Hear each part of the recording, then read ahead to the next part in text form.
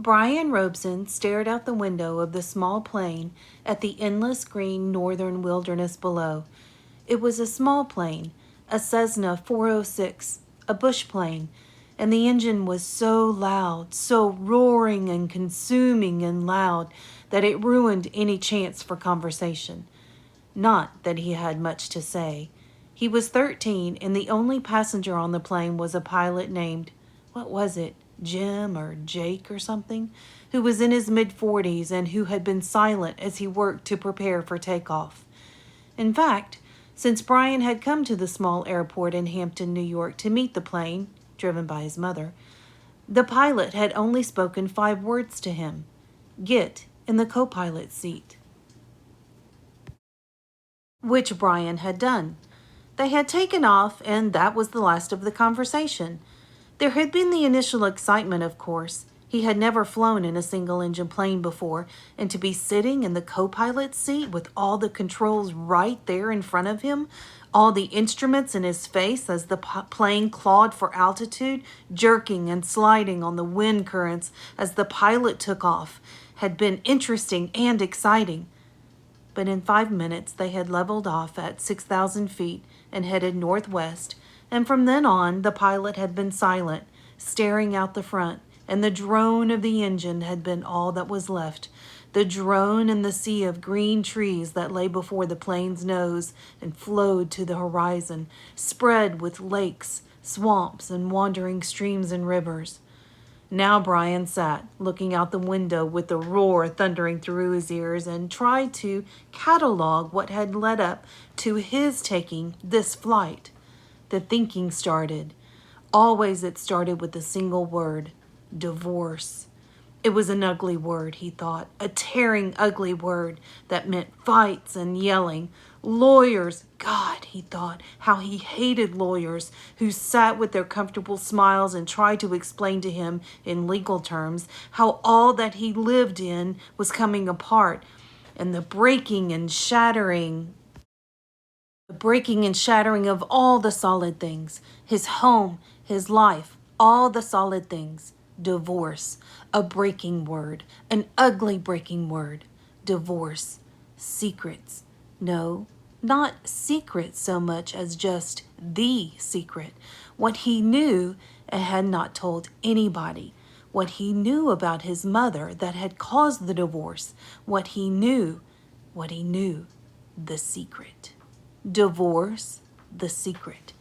Brian felt his eyes beginning to burn and knew there would be tears. He had cried for a time, but that was gone now. He didn't cry now. Instead, his eyes burned and tears came, the seeping tears that burned, but he didn't cry.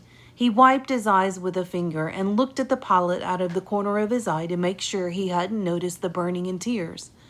The pilot sat large, his hands lightly on the wheel, feet on the rudder pedals. He seemed more a machine than a man, an extension of the plane. On the dashboard in front of him, Brian saw the dials, switches, meters, knobs, levers, cranks, lights, handles that were wiggling and flickering, all indicating nothing that he understood, and the pilot seemed that way, part of the plane, not human. When he saw Brian look at him, the pilot seemed to open up a bit, and he smiled. Ever fly in the co-pilot seat? Ever fly in the co-pilot seat before? He leaned over and lifted the headset off his right ear and put it on his temple, yelling to overcome the sound of the engine. Brian shook his head. He had never been in any kind of plane, never seen the cockpit of a plane except in films or television. It was loud and confusing. First time! It's not as complicated as it looks. Good planes like this almost flies itself, the pilot shrugged. Makes my job easy. He took Brian's left arm. Here, put your hands on the controls, your feet in the rudder pedals. I'll show you what I mean.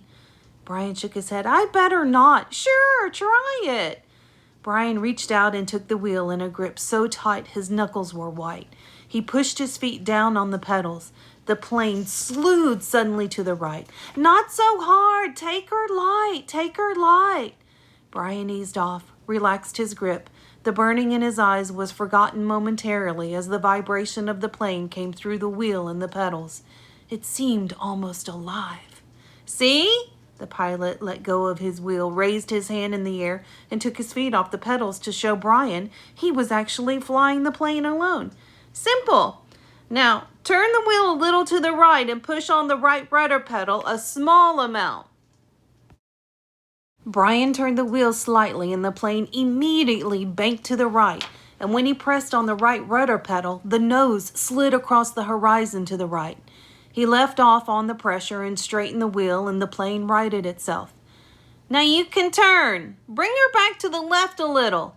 Brian turned the wheel left, pushed on the left pedal, and the plane came back around. It's easy, he smiled. At least this part. The pilot nodded. All of flying's easy, just takes learning, like everything else, He took the controls back and reached up and rubbed his left shoulder. Aches and pains, must be getting old. Brian let go of the controls and moved his feet away from the pedal as the pilot put his hands on the wheel. Thank you. But the pilot had put his headset back on, and the gratitude was lost in the engine noise, and things went back to Brian looking out the window at the ocean of trees and lakes. The burning eyes did not come back, but memories did, came flooding in. The words, always the words. Divorce, the secret, fights, split, the big split. Brian's father did not understand as Brian did, only knew that Brian's mother wanted to break the marriage apart. The split had come, and then the divorce, all so fast, and the court had left him with his mother, except for the summers and what the judge called visitation rights. So formal. Brian hated judges as he hated lawyers. Judges that leaned over the bench and asked Brian if he understood where he was to live and why. Judges with the caring look that meant nothing, as lawyers said legal phrases that meant nothing. In the summer, Brian would live with his father. In the school year, with his mother. That's what the judge said after looking at papers on his desk and listening to the lawyers talk. Words. Now the plane lurched slightly to the right, and Brian looked at the pilot. He was rubbing his shoulder again, and there was a sudden smell of body gas in the plane. Brian turned back to avoid embarrassing the pilot, who was obviously in some discomfort. Must have stomach troubles. So this first summer, when he was allowed to have visitation rights with his father, with the divorce only 1 month old, Brian was heading north. His father was a mechanical engineer who had designed or invented a new drill bit for oil drilling, a self-cleaning, self-sharpening bit. He was working the oil fields of Canada up on the tree line where the tundra started and the forest ended. Brian was riding up from New York with some drilling equipment. It was lashed down in the rear of the plane next to a fabric bag the pilot had called a survival pack, which had emergency supplies in case they had to make an emergency landing. That had to be specifically made in the city, riding in a bush plane with a pilot named Jim or Jake or something who had turned out to be an all right guy, letting him fly and all, except for the smell.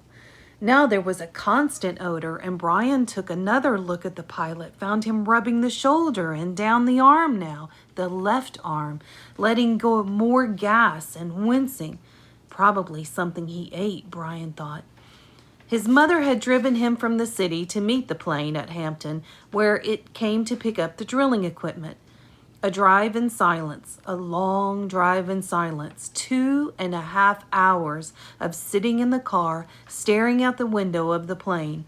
Once, after an hour, when they were out of the city, she turned to him. Look, can we talk this over? Can't we talk this out? Can't you tell me what's bothering you? And there were the words again. Divorce, split, the secret. How could he tell her what he knew? So he had remained silent, shook his head, and continued to stare, unseeing, at the countryside. And his mother had gone back to driving, only to speak to him one more time when they were close to Hampton.